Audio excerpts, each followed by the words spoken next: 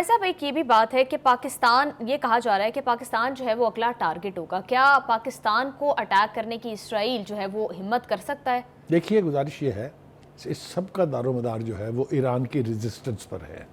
جی اگر خدا نہ خواستہ ایران فالز وچ، اللہ نہ کرے کبھی مجھے یہ ہوتا دکھائی نہیں دے رہا ہے، جی تو اسرائیل انکریج ہوگا.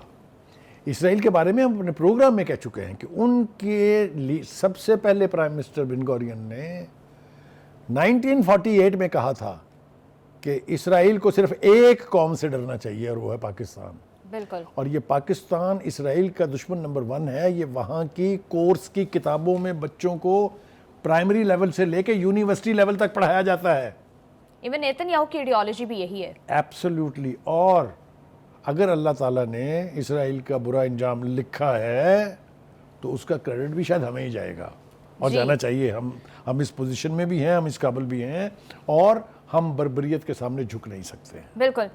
بخاری صاحب یہ کہا جا رہا تھا کہ ایران کو جو ہے وہ غزہ بنا دیا جائے گا، لیکن اب ہم دیکھ رہے ہیں کہ اسرائیل کے اندر سے جیسے مناظر اٹھ رہے ہیں، غزہ کی جو صورتحال ہے اور غزہ کی صورت تو وہ پیش کر رہا ہے. بالکل جس طریقے سے غزہ کو قبرستان بنایا، اسرائیل کی وہ بلند و بالا عمارتیں اسی طرح سے قبرستان میں کنورٹ ہو رہی ہیں.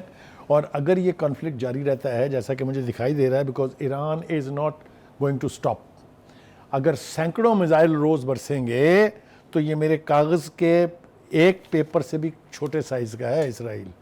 اسی لیے یہ کہا جا رہا ہے کہ ایران جو ہے وہ ایک طویل جنگ سسٹین کر سکتا ہے بیکاز آف اٹس لینڈ اتنی بڑی ہے اور بیکاز آف اٹس پاپولیشن. جی بخاری صاحب، جنگوں کا ہم دیکھتے ہیں کہ اختتام جو ہے وہ ہمیشہ ٹیبل ٹاک پر ہوتا ہے، تو اس میں ٹیبل ٹاک اگر ہوتی ہے تو کون کون سے ممالک جو ہیں وہ رول پلے کر سکتے ہیں امریکہ کے علاوہ؟ دیکھیے ایک تو پوتن نے جو رشیا کے ہیں انہوں نے پیشکش کر دی ہوئی ہے already.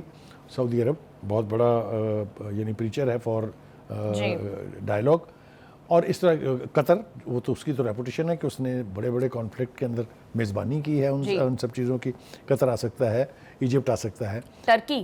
Turkey of course is another important thing, important country. کہنے کا مطلب یہ ہے کہ یہ بات طے ہے کہ مذاکرات اب نہ امریکہ کی ڈکٹیشن پر ہوں گے نہ ہی نیتن یاہو کی خواہش پر ہوں گے. مذاکرات ہوں گے برابری کی بنیاد پر ہوں گے، اور یہ زائنزم کی جو ایکسپینشن ہے اس کو روکنے کے لیے ہوں گے. صرف نیوکلیر پروگرام جو ہے اس کا روکنا، مجھے تو ایک بات کی اور حیرت ہے، میں جاتے جاتے کہتا چلوں، میرا دل تو بہت پہلے چاہ رہا تھا اس پہ بات کرنے کے لیے، کس قدر بے حسی، منافقت، دوگلا پن ہے امریکہ کا، ویسٹ کا.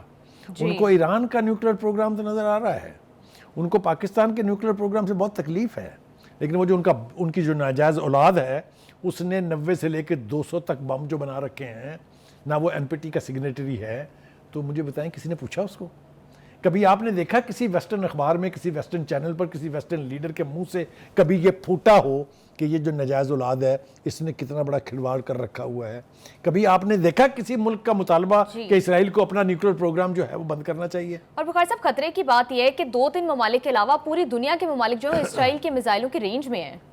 دیکھیے میں نے کہا نا کہ ہر فرعون کے گھر ایک موسیٰ ہے، کوئی نہ کوئی اس اسرائیل کو سبق پڑھا کے چھوڑے گا. اب یہ ایران کے نصیب میں لکھا ہے یا کسی اور کے نصیب میں لکھا ہے، that only time will tell. جی میں آپ کا اشارہ سمجھ گئی. بخاری صاحب یہ بتائیے گا کہ اگر اب نیوکلیر ڈیل ہوتی ہے تو وہ اس کے فیچرز کیا ہوں گے، وہ کس بیسس کے اوپر ہوگی؟ کیا ایران سرنڈر کرے گا یا ویسٹ سرنڈر؟ دیکھیے ایران نے 2 باتیں تو ابتدا سے لے کے آخری لمحے تک کہی ہیں. We will neither roll back G nor cap our nuclear program. جی نہ ہی ہم جو یورینیم ہے افسودہ اس کو کسی دوسرے ملک میں منتقل کریں گے، نہ ہی ہم اس کو افسودہ کرنے کا عمل روکیں گے. جی یہ 2-3 چیزیں جو انہوں نے کہہ دی ہیں اس پر تو انہوں نے بج نہیں کرنا. اور اگر اس کے باوجود کوئی سمجھوتا ہوتا ہے تو پھر اس میں میرا ذاتی خیال ہے کہ اس دفعہ یہ سوال اٹھے گا کہ یہ ہم پر جو پابندیاں ہیں، یہ ہم نے جو NPT سائن کر رکھی ہے، وائی ناٹ اسرائیل آلسو؟ اگر اسرائیل نہیں سائن کرے گا تو وی آر کوٹنگ NPT. یہ تو انہوں نے دھمکی دے بھی دی ہوئی ہے. جی یہ تو آپ کو پتہ ہے کہ یہ ایران کی طرف سے کہا گیا ہے.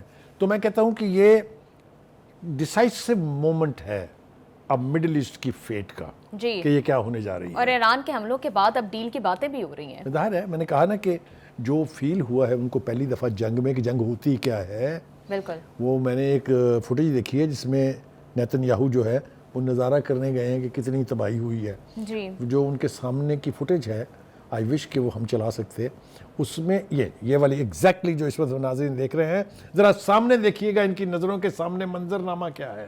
جی دس از تل ابیب ٹوڈے، وہی منظر ہیں جو غزہ میں تھے. یہ اس کا انتقام ہے، یہ جو اوپر بیٹھا ہے یہ اس کے فیصلے. بالکل بخاری صاحب.